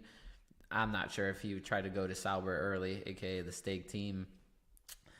I don't know what Seitz happens. Alonso to me is if you throw him in there, if you feel like Kimi needs another year, you throw Alonso in there for a year, the old vet. Maybe I don't know if you want to wait for Kimi but I mean, those are just possibilities. I don't know. So Sainz, I think, is in a tough spot because, like you said, he's rumored to be going with Audi in 2026. So where does he go? I wouldn't be surprised if he gets stuck with a year off unless Red Bull pulls the trigger and decides to rekindle that Toro Rosso relationship with him and Max. But Alonso kind of makes sense, but I also think it doesn't, at least for Alonso's sake, because I heard the rumors that they're already talking to him, but he wants to see what strides Aston Martin are going to make this year, see if he wants to leave or not. And I think for Alonso's sake, it would be exactly like you were saying. He's there for a year or two, and then he's gone. And at that point, who's to know what seat's going to be available for him? Obviously, he would not be going to a team that'd be competing at the top level, I'd assume. But it wouldn't make sense for Kimi's sake to go there, to do that, just that, get a vet guy like that, like an Alonso, who's going to give you some steady points. But Alonso's also a person who comes in and he makes a lot of demands on a team. So I don't know if I don't know what they really want to do with that. It's tough. Yeah, and I'm sure, I'm sure how George does will play a role in all this too. I mean, if he keeps being steady George, then they'll probably keep him. But if like the wheels fall off, like we see happens to drivers, things might change. No. I mean, before we go into the Let's, this is all because of the Lewis Hamilton move. Like this is the effect that this man has on the grid, that they were willing to make announcements and decisions. And as Alex just said, half the grid will now be changed, before preseason testing or halfway through because of Lewis Hamilton and his power. Because now he moves, and now what's the next move? How are we now going to compete with Ferrari, who's now completely just stacked? And Ferrari now completely being stacked put a lot of pressure on Red Bull. So they potentially made a move this week, Alex. An offer. Yeah, they made I heard it's a 90% confirmation thing, but they offered Alexander Albon a 3-year contract for Red Bull and that number 2 seat behind Max. I think Red Bull, like John said, made this move because of the trickle-down effect that, hey, like, we know Alex is good. Mercedes is going to make a move on him. We have to put this out there first. There's so many winners and losers of this one move, and it's insane. I think the best winner out of all this is George Russell. Like, okay. Mercedes is his team now. Like, You don't have to compete against Lewis anymore. Like George is 100% hands on the winner. Albon might be number 2 because like he's going to get contract offers from just about everyone now. I think who's going to be competing towards the top. But yeah, Albon has a lot of options in front of him, and it's crazy to think that he nearly left F1 to go race for Formula E, and now to where he is now. He's I'm so happy for the guy. He deserves it. Absolutely, absolutely. And unless we have a Rosberg Hamilton situation in Leclerc versus Hamilton, like this year, Max just absolutely dominated. In the constructors was him. But I think Red Bull knows, like, you will be getting good points from both Leclerc and Hamilton. You will not be able to max 2v1 them like what happened this year when Sergio was non-existent. Yeah. So that's why this offer goes to Albon for Red Bull, because they want the young guy. He's had talent. He's had history with them. I don't know if I care where Alex Albon lands up. I think I'm just happy for him that I feel like he's going to be in a faster car. Oh yeah. But as we're spitballing here, if you haven't put the other pieces together, is not if this rumor is true that Albon gets offered the 2025 ride for Red Bull, well, that means that Sergio's out, and that means all the speculation of Danny Rick hopping in the Red Bull car is also thrown out the window. We cannot forget about that. That's all what this Lewis Hamilton move is doing. Insane. Where does Sergio end up? Does he end up at Williams? You know, Danny Rick stays at the Visa Cash App RB team. That is crazy. What are we doing here? Where are we going, dude? Like it's so crazy because I don't know if Danny Rick is gonna have his seat for much longer. I don't think Red Bull is gonna want to hang on to him for this long, especially if he's like. I mean, let's see what happens next year. He came back and he looked okay. He looked pretty decent last year, but he wasn't like blowing people out of the water. You know what I mean? Like he wasn't dominating Yuki. Yuki had a pretty solid season. That's another person who's up in the air now too. Like this one move just threw everyone off guard. Yeah. And no one was prepared for it. And like there's so many. We could have a grid of like 10 new drivers next season for all I know. At least, different position, different teams and stuff like that. No, and I'm right there with you. We're going from a grid that's not changing at all. Like the first time ever we're ending and starting the season with the same exact grid to Alex is saying that we may have 10 different drivers. I could see Alonso in the Mercedes seat. I could see Albon. I could see Kimi. I could see, and then if these guys do move teams, like those seats are open now too. Williams will be open. Aston Martin will have an open seat, possibly two if they finally get a brain and dump Lance. Red Bull is probably giving up that seat regardless if Albon signs his contract or not to somebody else. Unless Checo blows stuff out of the water this season and like just comes for throats. And he's just saying, you know what, I'm taking this World Driver Championship myself. Like there's so many different variables that happen all because of this one move. Yeah, and not to mention, let me throw this out there here too real quick because I heard it on one of the Sky Sports stuff. Ocon is very heavily linked to Toto Wolff and Mercedes. So yeah, that's another one for Alpine. Yeah, then there's Alpine.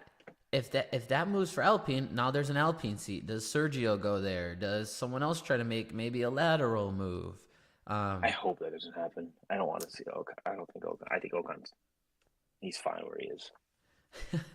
All right. Man, I don't know. There's just so much up in the air with this move. But here's what we know for sure. Hamilton to Mercedes, Sainz out at Ferrari. Those are the only two moves we know for 100% fact.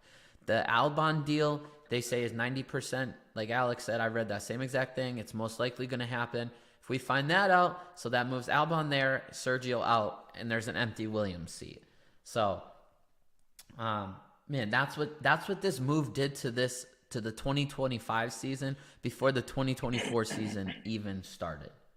And also, like, if that Williams seat is up for grabs, who's to say they don't take a guy like Hulkenberg? And that Haas seat is up for grabs now, and like it's insane. It's trickle down effect is just absurd. What happened here?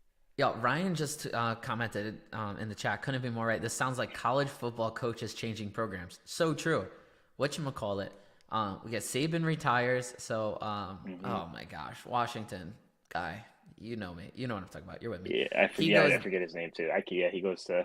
He goes there. It's so crazy to me. He goes there. Washington falls apart. All their players get gutted. They're gone. Alabama lost a few. Not crazy. Then you have Michigan. So they lose Harbaugh, but they promote in-house. They seem to be pretty good. That's Ryan honestly a couldn't be more crazy right. like analogy though, because like Washington placed, they lost the national championship, right? Yep. Yeah, they lost the national championship, and Lewis probably should have finished in second in the driver championship last year, and then he goes and switches teams, Yeah. and No, then I mean, Mercedes finished second in the constructors, right? Or yeah, second or yeah, third, Mercedes finished second, second. second.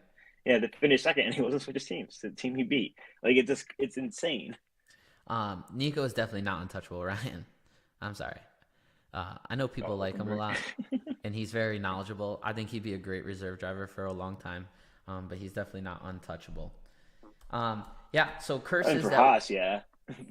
curses we have. I saw Sainz won Oh Singapore, my and then god. he's out. Vettel won Yeah, Singapore, and then he's Vettel won out. Singapore. He's out. They're not the same. It's all very. It's kind of loose too, but it was man, people just come up with some crazy stuff, and it's kind of funny.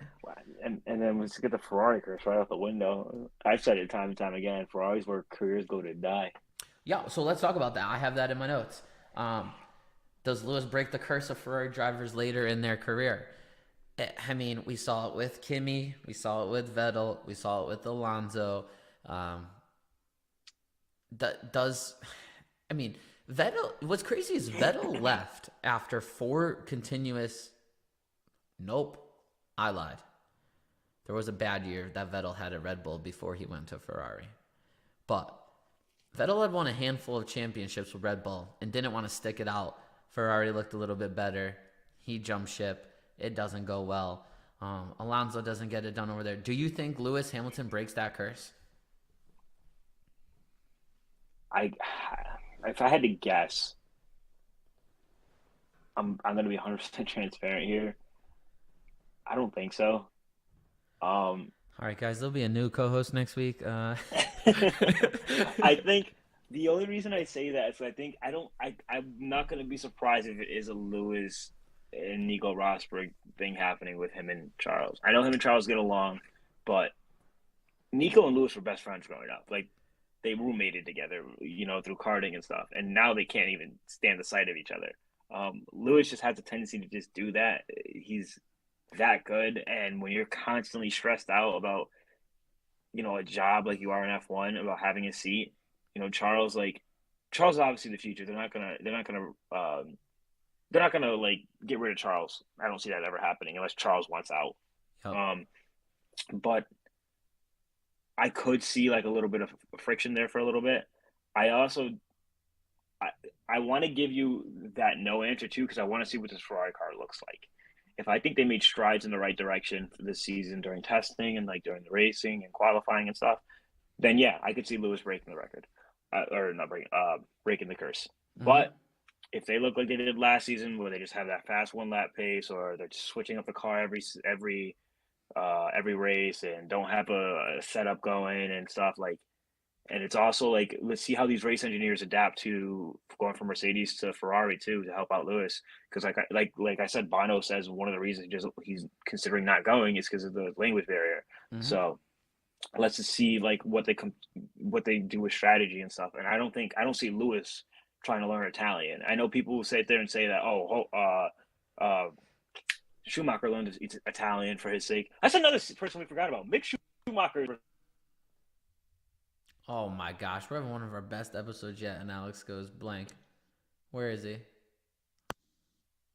you hear me? Yeah, go ahead. Mick Schumacher. All right. Yeah, Mick Schumacher is a reserve driver at Mercedes. It's just a lot to take in all at once. I just want to see what that car looks like before we really come up with a solid opinion about that. Do you think he breaks the curse? Unbiasedly. Try to be as unbiased as possible. Just think you're a McLaren fan or a Red Bull fan. No, I want to lean in and say no, he doesn't break the curse if I'm a non-Lewis Hamilton fan, but I am. I think he's goated. What you just did a few things for me and all that was that, I think part of the reason why Lewis is leaving too, Mercedes, is that he struggled to, according to him, there was almost combativeness between like him and Mercedes on what he wanted done to make the car better. They did not seem to be listening to him towards the end. Apparently, this engineer whose name I erased in my notes to try to make sure we were going along here, He was like kind of on Lewis's side about the direction of the car and how Lewis wanted it to go and how it didn't go. That's just something that just popped in my mind real quick about why Lewis is leaving. But I think Lewis, I just think Lewis breaks the curse because I just think that's how the script is written. I'm sorry. What's a better story than There's not. The goated driver going to the goated team and finally giving them the championship they rightfully deserve and rebuilding that team. By the way, can we please pull up that library that we were both talking about before we forget about it? What do you mean forget about it? I got it right here behind me. We're not gonna forget about it. Okay. So I think it looks sick. Before we get to the library, so I think he's gonna break the curse. So I'm gonna give my thoughts here real quick and then throw it to Alex. I think he wins a championship with Ferrari, or I do see Ferrari winning a constructor championship with these two. I see Ferrari ending their season back on top. What are your thoughts on those two things? In 2025, or do you think in the new regs? Oh no, I'm just talking future. I think in the future. Future. Yeah, I could definitely see them winning constructors with this team. I think right off the rip, we'll see what happens and see what this car looks like for the next few seasons, for the next season and the season to come and stuff, to determine whether he's going to be a driver, competing for the World Driver Championship and stuff. But I think I could definitely see them winning constructors. Ferrari has a tendency to hopefully they go into these new regs in 2026 and they come out, firing, but they have a tendency to come out hot and then. Just when it comes to the upgrades, I think Lewis is also going to help in that aspect too. That experience that he's going to bring, that a guy like Vettel had it before, obviously, but like Vettel had that Red Bull that was insane with Adrian Newey and stuff. Yep. And then Alonso was coming from Renault or McLaren at that point when he went to Ferrari? I think it was before the McLaren. I don't know. I think he was coming from Renault. Okay, so he goes there, and then this happens, and he has a rough career and stuff, and then Charles is there now. So I think Lewis brings a little bit of leadership, a little bit more knowledge in the car. Everyone always says, "Oh, Lewis, you're not a race engineer, or you don't know how to design a car," and so on and so forth. Lewis does a fair bit of research, and he is a little bit more knowledgeable than people give him credit for. Like, no doubt. There's engineers on McLaren who, when he was a rookie. When he comes from rookie year for his first few seasons with McLaren and stuff, and then who've been on him, partnered with him when he was on Mercedes, who said like, yeah, Lewis, like, he's not talking out his ass. Yeah. You know what I mean? Yeah. And like you said, like this engineer going over, I didn't know that either, that this is a big reason as to why the engineer was going over, because he agreed with Lewis. So like, I think constructors is more viable than a driver's championship is right now. You said constructor? More. Yeah. Okay. Yep. I'm trying to find one more. There was okay. This is also following the previously announced appointment of Loic Serra in Maranello. He was in charge of vehicle performance at Mercedes, but grew frustrated at the direction of the flawed W13 and 14 machines. So he was already there. And then we have this other guy that I said, and then Bono up in the air. So sorry, we were just talking about engineers, and I wanted to. You see that meme? Did you see that meme with remember last year when they had the porpoising talk, and then Horner comes in and yells, and he goes, "Just fix your effing car." Yeah. So, I didn't see the meme. What's it? Oh, the meme is now it's Horner just like with his hand out, like yelling towards Toto. And he's like, "I told you to fix your effing car, not get rid of your effing star." Yeah. Oh my God, that's so great. Oh, man, I see if I can find it. I'll send it to you later. Yeah. Man. So, man, we have definitives and we have a lot of question marks. And it's all a domino effect that no one saw coming because of Lewis. Alex wanted to show you. Grateful for it. Alex wanted to show you guys what the hell just happened there. Oh, no. Alex wanted to show you guys the delivery that we both saw. I'm gonna move this over for you guys. So there's two here. Ryan, I know you're in the chat. So the Ferrari, it's mainly black. It's also funny too that I thought, because I said that a lot of black has come into the grid, and if this car was to come there, there'd be a lot of black. So the first one is a lot of black with a little bit of red, and then the second one, I guess, is even more black with less red than the first one. Are you seeing these two pictures I'm showing? I'm seeing the one that you have on Formula Jokes. That's not the one I saw. Oh, you saw different ones than this too. Yeah, Did they look better? I think so. Yeah, I gotta find it though. I think I hope I took a screenshot of it, but I gotta take a Did look. you see Yeah, the I didn't second see either picture of too? these. Yeah, I see it now. Yeah. They look like Mercedes. It looks like Mercedes took over the livery job. I don't think they're gonna go with that. I think it's gonna be more red. They Yeah, can't no get rid of doubt. that scarlet. But Um, but the thing about Lewis bringing over the black is kind of true and accurate. Like, it's pretty funny. yeah, true. Um, all right. Can I talk about myself now for a second? Do you mind? Yeah, go ahead. Okay. So Ryan asked a question earlier in the show. John, do you make the switch and support Ferrari or stay with Mercedes? Now I'm thanking God, Alex. Now, sorry. So I did a lot of prep for this show today. I didn't do one prep thing I wanted to do. Because I'm pretty sure that we have discussed that I'm going wherever Lewis Hamilton is going, right? Yeah, you did. Like, so we have it. Oh, We I have see. I see. I found it. we have factual evidence. You can send me it. We have factual evidence that I said I'm going wherever Lewis is going. So I will be making the jump to support Lewis at Ferrari. I think I said it once. Once Lewis retires, then I'll make my decision if I'm liking a driver or a team. But I will that's be not it. supporting I lied. Ferrari in 2025. Alex, do you also understand what this means for me? Yeah, you bought a lot of gear this year. My jersey curse continues, bro. I had no Formula One gear until this year. My brother-in-law buys me the hat. Shouts out Todd. I buy him a shirt, and I buy Brooke a tank top, okay? So now Brooke has apparel, and he's gone. I mean, we have one more year to wear it, but my jersey curse continues. I'm cursed. You can't buy gear, John. You gotta put a quit to it. Oh my god. Yo, shouts out. My dad in the chat said red flag in the garage to replace the Hamilton Mercedes Oh one. my Oh. God! Yeah, I forgot about that. Man, bro, why does my jersey curse continue? What the hell? What are you doing over here? Did you send me it? I'm no, I'm trying. I can't find it. I think I screenshot it on my phone, but I can't get to my phone right now. Man, Is this it right here? Alex, why are you all blurry? Do you see what's going on? Am I? Are you fine on your screen? I'm fine on my screen. All right, I'm gonna change this up here real quick. So I always say I'm a McLaren fan, and I see it now. Is it good now? No, it's still bad. Try resetting I your don't know what camera real happened quick. there. What you want me to reset my camera? Yeah, touch something. I'm trying to hang up the call and come back. All right. Okay. Yo, Ryan, John, please don't get anything Haas related. I'm about to buy some Knicks jerseys.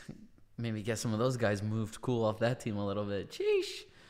Can't believe you guys had that killer streak going and then lost to the Lakers. But yes, my jersey curse continues. Man, oh man. Apparently I can't have nice things related to my team, or those people get moved. But yeah, man, it was crazy. I texted some of you guys in the chat. I texted my dad. I'm trying to get Alex back in here real quick. Texted my dad right away. Alex, you good? Yeah, John, please don't get anything hacked from me. I texted my brother-in-law, texted Brooke right away. Not that she cared, but she deserved to get a text.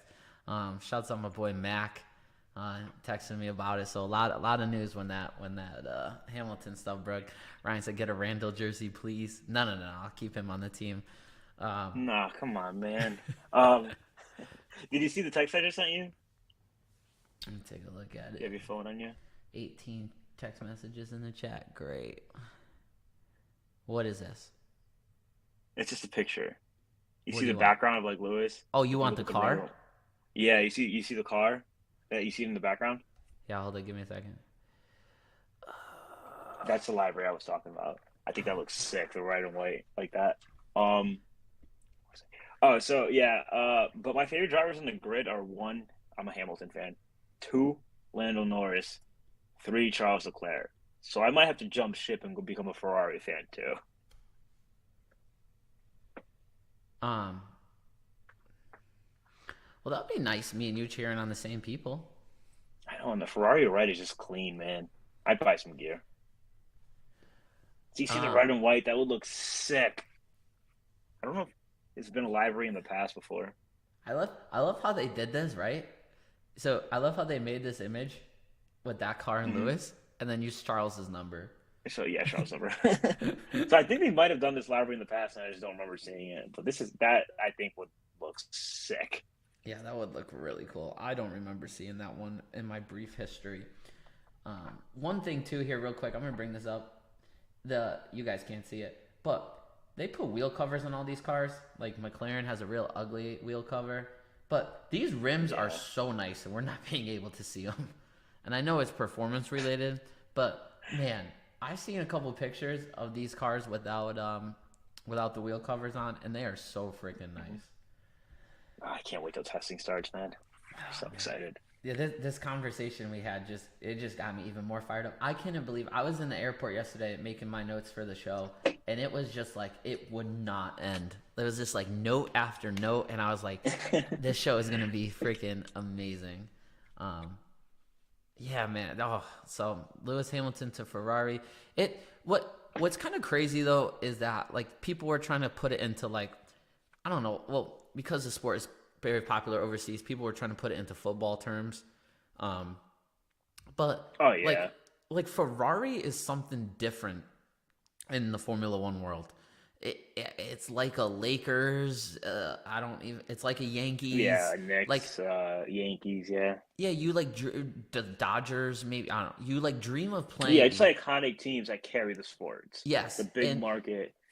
and it almost be like, oh, like if you ask anybody, would you want to drive for Ferrari? Like as a kid, they all would have said yes. You know what I mean? Hmm. So like this is something that like every driver wants to wear that red.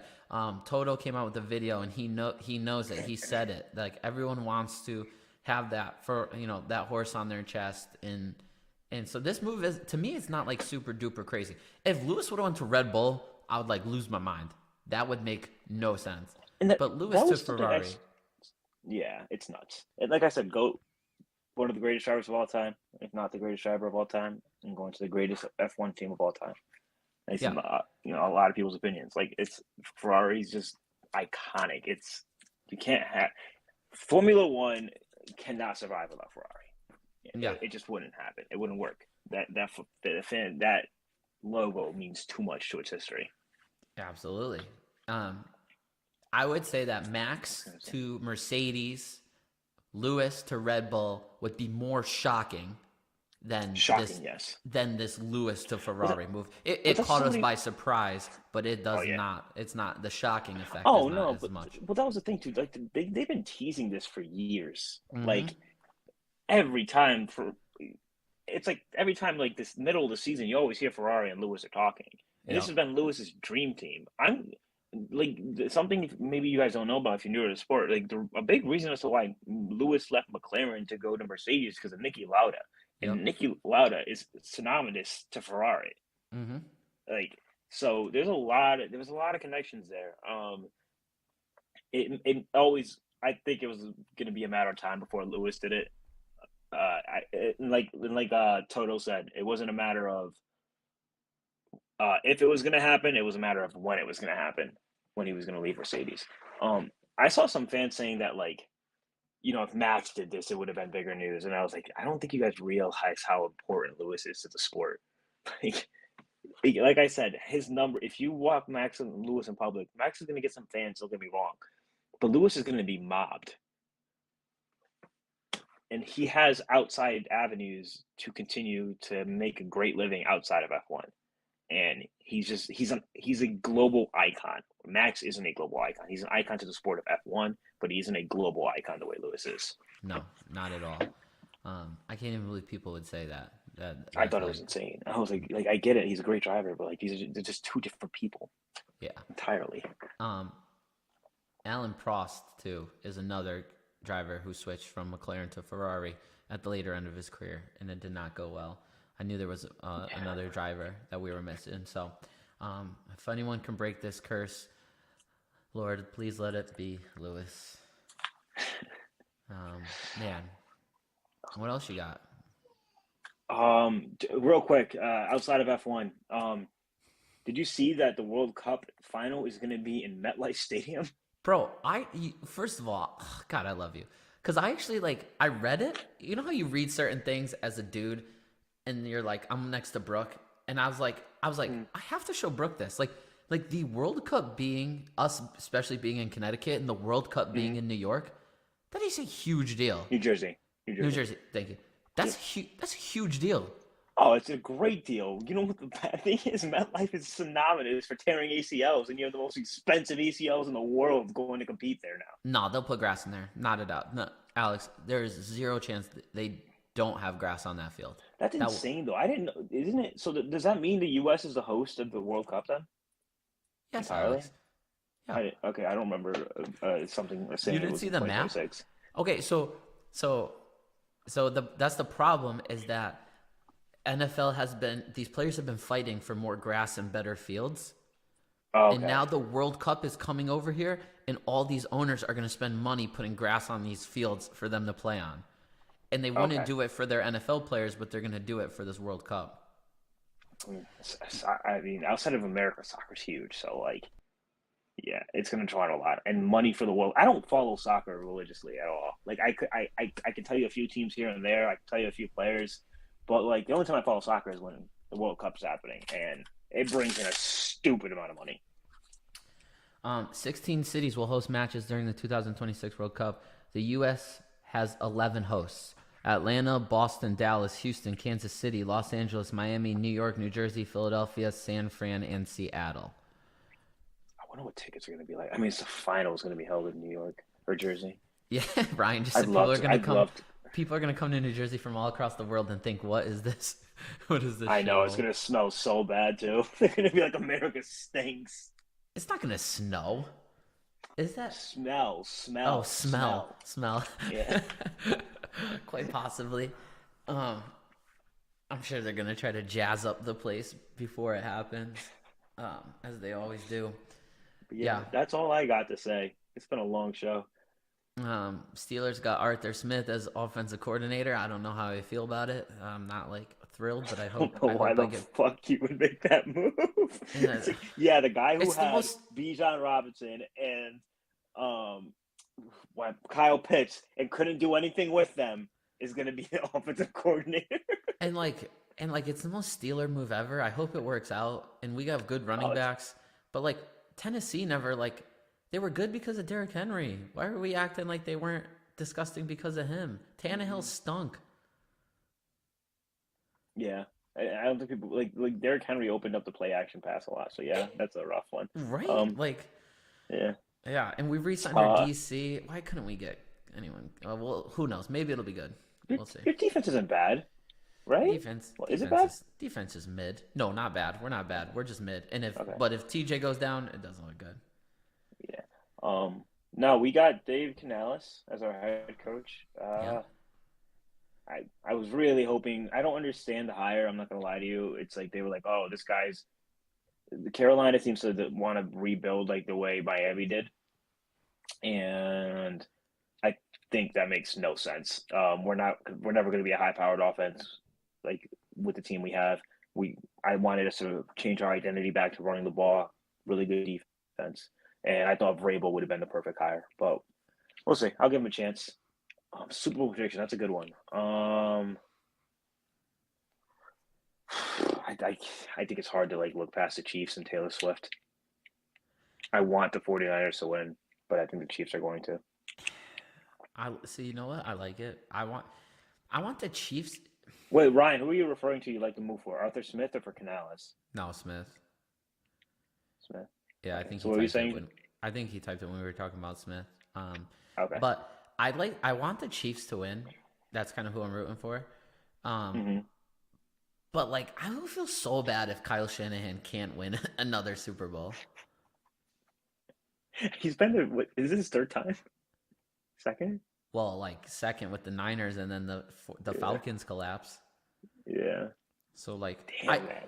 it's crazy because I want the Chiefs to win, but I feel more bad if the 49ers lose. See, I like don't know this, if it's that's a weird, it's a weird Super Bowl. Wanted to hire a yes man. Yeah, I agree with you. I think Dan Morgan was another bad hire. It was an internal hire to become the GM, and I like what they're saying so far. The energy they want to bring to Carolina right now, but I just think Dan Morgan's another yes man, and David Tepper is the worst owner to ever exist. You guys, that's the smartest move the Steelers ever did because he used to be a minority owner of the Steelers. Was to let that man fly, let that man go. He was holding you guys back. yeah, we Nah, were 10-7. say, oh, I want San Fran to win because I want C-Mac to win. Yep. I think he deserves it. C-Mac. Then there's what's his name? Steve Wilkes, who was our intern head coach last year. He's the DC for San Fran. I'd like Okay. him to win one too. Yep. So like I just have ties with Carolina to San Fran. It was the reason I want San Fran to win. Yep. But it's like you said, I also like to watch greatness, and I wouldn't be upset with Patty Mahomes getting his third. Yeah. I think it'd be cool discussion too with how good he's doing so fast. The internet would break if Taylor Swift went to Super Bowl. I don't even care about that much anymore. I'm so in on T Swift when after I saw her swag surfing. I'm sorry. She's in it, bro. She's not on her phone. I think She's in it. that's the thing too. Is like everyone like I get annoyed with it. Don't be wrong, but like she's just as annoyed by it too. Like she doesn't want the camera on her either. No. And it's not her fault. I know. Homegirl just won Did you see how much Grammys. the money? Homegirl won Grammys last she? night I didn't and watch her Grammys last announced night. she's dropping a new I know she album too. dropped an album, right? Yeah. Yeah, I think she announced. I don't know if she dropped it. Chiefs money line up at my house already. Damn, that's crazy. I love it. They're underdogs too. Apparently, if I heard right. It's been underdogs this entire thing. It's crazy. My Olivia dad said, Cooper versus Taylor Swift. T Swizzle all day. My dad said World of Outlaws starts this week. He's right. That's sprint car racing. I know you don't know too much about that, Alex. Maybe I can ease you into it, but what is it, John? Can we get a quick 45-minute analysis on T Swift's new album? What is 4? It hasn't come out yet, right? Wait, did it come out? Or she just announced it, right? I don't. Ryan said 4/19/24. I'm gonna assume that's the release date. January, February, March, April. She said she. No way. She said. What'd you say? You cut out there. No way. She's announced an album that's not coming out for like another couple months. That's not. I mean, compared to like movies and games and stuff, that's not horrible. 2-3 month wait. Usually people announce shit in like just wait 2 years now. It's getting annoying. Like GTA 6. April 19th. Ryan was right. That's not bad. All right. Well, when it comes out, Ryan, we'll do a little analysis. Back to World of Outlaws. Yeah, sprint car racing starts back up this weekend in Florida, which is amazing. I was down in North Carolina. I know Millbridge opens back up, I believe. So we get a lot of racing coming back on. I have not been paying attention to as much Supercross as I should, but that's back on too.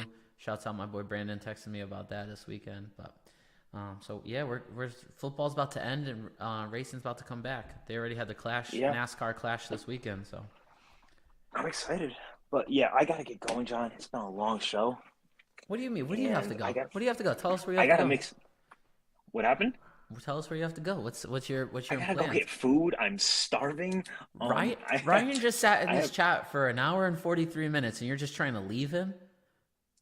Oh my! I'm so sorry, Ryan. Oh no. Wait, Ryan wants a live reaction stream. That'd be hilarious because we would have to listen on like silent.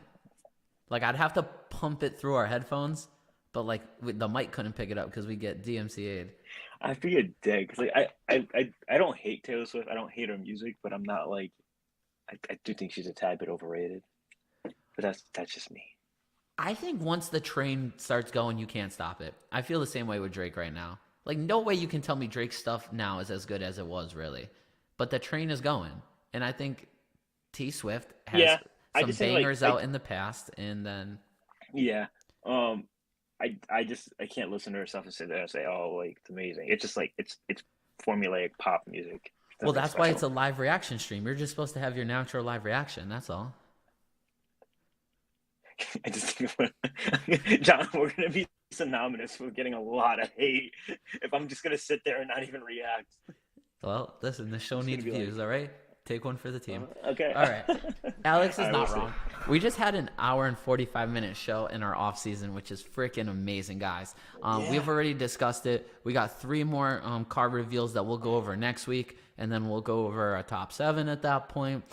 We will be in the single digits away from preseason testing, which is amazing. I'm sure that means I don't watch this anymore, which is crazy because it got me into the sport. But I'm sure Drive to Survive is coming out soon. It always comes out like a week I or haven't two watched before it the season either in a starts. minute. Yeah, because they create fake drama. Once you know what's going on, they create fake drama. Yeah. My brother-in-law I started watched- watching. Oh, sorry. Go ahead. Oh yeah, the last time I watched it was the 2021 season. I didn't watch the newest one or this one that's coming out at all. Yeah. Or if it's already out. I don't think it's out yet, but I bet you it's coming out soon. My brother-in-law started watching the NASCAR one. He said it's pretty good. I'm gonna have to check that out. I have a feeling they probably kind of create that fake drama, but my brother-in-law's got some good taste. So Ryan said, "Happy early birthday, Carter." I will not be at dodgeball on Wednesday, Alex, because it is Carter's birthday. So Nice. Happy Yeah. early birthday to Carter. shouts out to it's crazy. Son's turning 2. Son's turning 2. So I'll have a 2-year-old on their next show. Yeah. Terrible Jeez. twos. Oh, listen, they're coming in hot. Hot. All right. As always, Ryan, thanks for being in the chat. Dad, thank you. Tyler, you're the freaking man. Thank you for hosting us this weekend. Freaking miss you, brother. Thank you for being in the chat today. Brooke upstairs, thank you. And that is it. Whole story back here next Monday, 5:30 with your boy.